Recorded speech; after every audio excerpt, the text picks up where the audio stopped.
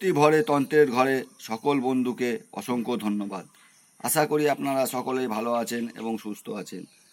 আজকে যেই তদবিরটা নিয়ে এসেছি, তদবিরটা হলো পৃথিবীর সকল সৃষ্টিকে নিজের বাধ্য করার তদবির, নিজের অনুগত করার তদবির।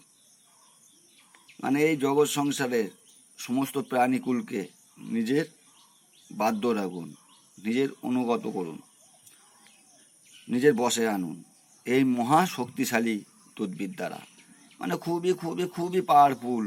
হ্যাঁ, এইটা যখনই আপনারা নিজেদের শরীরে ধারণ করবেন, মানে আপনাদের মধ্যে একটা আলাদা রকম মানে অলৌকিক ক্ষমতা সৃষ্টি হবে, মানে যা সমস্ত জীবকুলকে আপনার সাপোর্টে নিয়ে আসবে, আপনার বশে নিয়ে আসবে।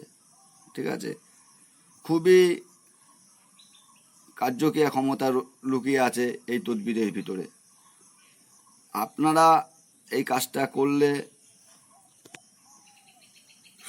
সমস্ত এই জগৎ সংসারের সমস্ত প্রাণীকে আপনাদের অনুকূলে পাবেন, আপনাদের সাপোর্টে পাবেন।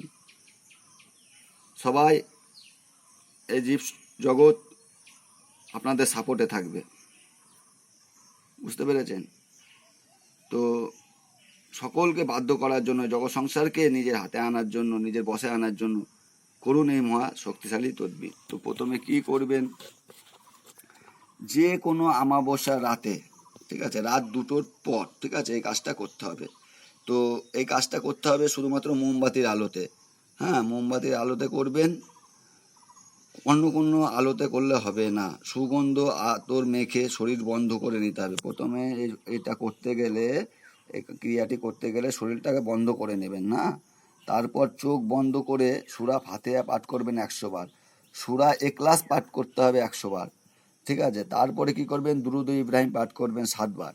পাঠ করে নিয়ে মেসর জাফরান কালি দ্বারা ভোজপত্রের উপরে এই তদবিরটি সুন্দর করে, ঠিক যেমন হুবহু আছে ঠিক তেমন করে এই তদবিরটি অঙ্কন করবেন।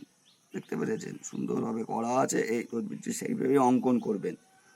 অঙ্কন করার পরে কি করবেন, রূপোর একটা তাবিজ সংগ্রহ করে সেই রূপোর তাবিজে এই তদবিরটি ভরে মোম দিয়ে আটকে, ঠিক আছে,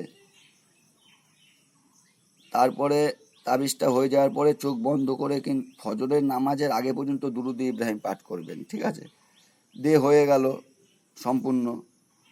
সৃষ্টিকর্তার কাছে প্রার্থনা করবেন, আপনার মনোবাসনা জানাবেন যে সৃষ্টিকর্তা, এই তদবিরের আয়াতের তাসিরে, এই আয়াতের মক্কেলগণ ও সেবকগণ, আপনারা আল্লাহর ইচ্ছাতে আপনাদের সমস্ত শক্তি দ্বারা আমার মনোবাসনা পূর্ণ করুন। এই জীব জগতের সমস্ত প্রাণীর জন্য আমার বাধ্য হয়, আমার বশীভূত হয়। ঠিক আছে, এই বলে আপনারা কি করবেন, শরীরে ধারণ করবেন। ছেলেরা হলে ডান হাতে ধারণ করবেন, মেয়েরা হলে বাঁ হাতে ধারণ করবেন, নেই তো উভয়ই গলায় ধারণ করতে পারেন। তো যেখানে আপনাদের ভালো লাগে সেইখানে আপনারা ধারণ করবেন। ধারণ করাটাই মেন কথা। তো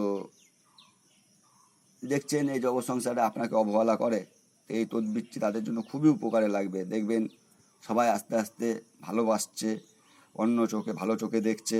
বুঝতে পেরেছেন? আশা করি আপনারা বুঝতে পেরেছেন। ভালো থাকবেন।